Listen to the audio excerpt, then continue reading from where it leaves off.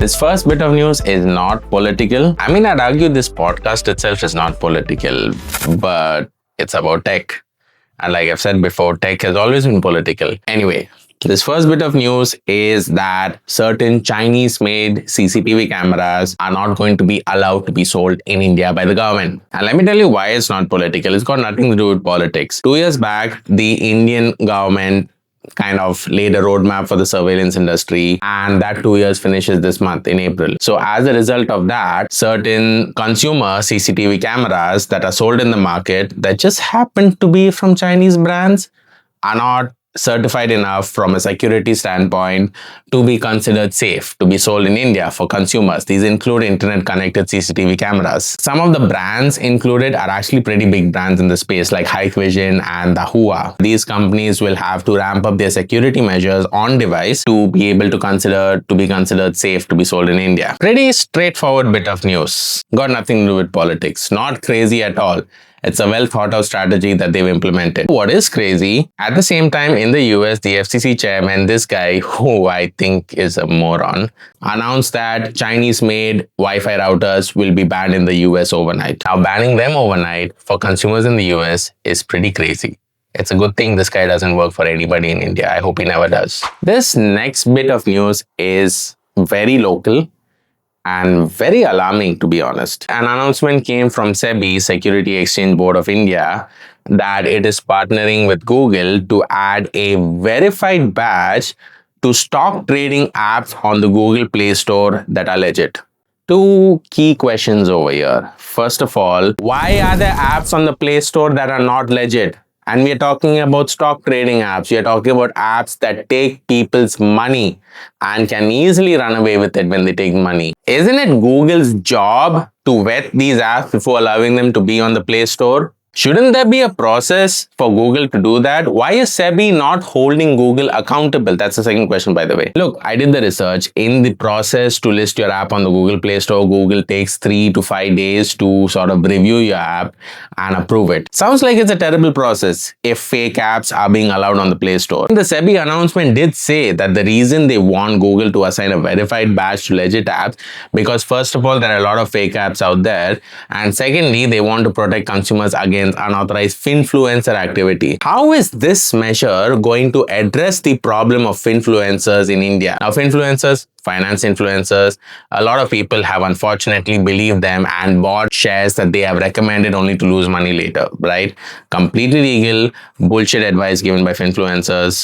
Don't follow it. The government has in the past sort of clamped down on certain finfluencers. That is a good measure. That is a measure that deters finfluencer from making bold hype claims, from running so-called academies to teach people to put their money in shares. And people might be thinking that they are right, putting their money in shares. And by nature, the share market is unpredictable. Shares are unpredictable. A lot of people have lost money because of that. And don't even get me started on the scope for fraudulent activities in a space like this. If you want me to get started, leave a comment. I'll talk more about it. But this action, clamping down on finfluencers itself, is a better measure than the so-called verified label on apps on the App Store. Now, if you notice, on my Instagram, I don't have a verified badge on my Instagram account. It's linked in the video description. You can take a look at it. Why do I not have that? Because why should I? If you think that having that blue check mark next to a username is a sign of legitness, anybody can pay Meta to get that blue check mark. Anybody. You can start an account pretending to be me and you'll get the blue check mark before me. That's just how it is. So I don't think this verified badge is going to solve any problem related to unlegit stockbroking apps on the Google Play Store. And just think about it. If these apps are so good at convincing Google that they are legit, they'll easily convince the SBI that they are legit. Last week itself, we talked about a guy who gave money to a website that's impersonating CoinDCX, lost 71 lakh rupees. This is more common than I'd like it to be.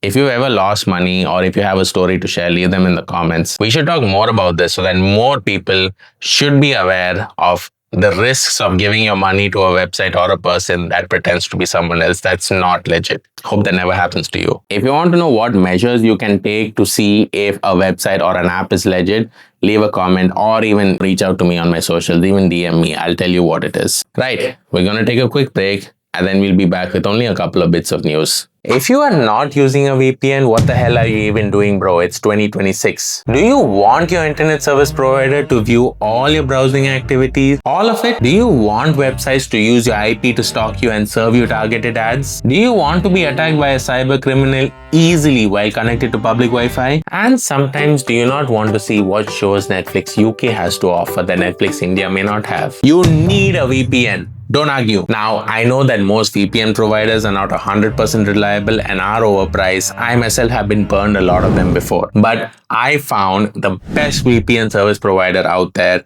and that's PureVPN. 24/7 support, privacy first, everything you need in a VPN and more. So don't wait. Go to the link that's in the video description to get up to 85% off the best VPN service out there. Stay secure so you can stay informed. So staying on the theme of fintech for a bit, PB Fintech, which is the parent company of Policy Bazaar, which you might know about, has received a Benami order. Benami, if you don't know, is basically an asset that is not recorded, or an asset that is recorded for one purpose that might be owned or used by another entity for a different purpose. This order is interesting to me. Look, Benami orders are dished out by the court. They are more common. But this order is interesting to me because the asset in question, the asset that the court is saying is either not recorded or used for another purpose, are transaction-related assets. Policy Bazaar, PB Fintech, is a fintech company. Transactions are operations. I would argue they're not even assets. I don't think this Benami order holds true in court. PB Fintech is going to appeal. I'll bring you what happens later. That's why you should subscribe. So please subscribe if you haven't already. Blinkit launches post-security quick commerce delivery in Mumbai airport. I'll be honest, at first I thought this was a great idea, but a few minutes later thinking about it, I realized it's a terrible idea. All hype. So what Blinkit is saying, that in Chhatrapati Shivaji Airport in Mumbai, in Terminal 2 specifically, if you've crossed security and you're waiting for your flight, you can order essentials on Blinkit. Have you been to T2 post-security? Have you seen the number of stores that are already selling essentials? I'm not sure the benefit of this.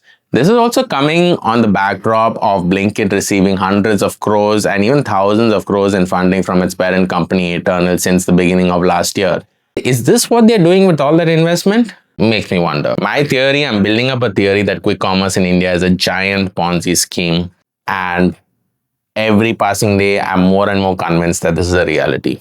Meghalaya government signs a memorandum of understanding with Starlink. Starlink is coming to India, launching soon. Is something that SpaceX has been saying for almost 2 years now.